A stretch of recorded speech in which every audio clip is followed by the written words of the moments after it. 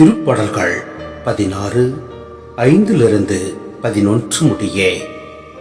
ஆண்டவர்தாமே என் உரிமை சொத்து, அவரே என் கிண்ணம், எனக்குரிய பங்கை காப்பவரும் அவரே. இனிமையான நிலங்கள் எனக்கு பாகமாக கிடைத்தன. உண்மையாகவே என் உரிமை சொத்து வளமானதே. எனக்கு அறிவுரை வழங்கும் ஆண்டவரை போற்றுகின்றேன். இரவில் கூட என் மனச்சான்று என்னை எச்சரிக்கின்றது. ஆண்டவரை எப்போதும் கண்முன் வைத்துள்ளே.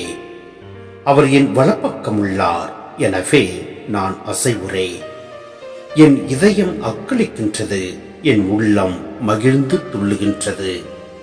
என் உடலும் பாதுகாப்பில் நிலைத்திருக்கும், ஏனெனில் என்னை பாதாளத்திடம் ஒப்புவிக்க மாட்டே.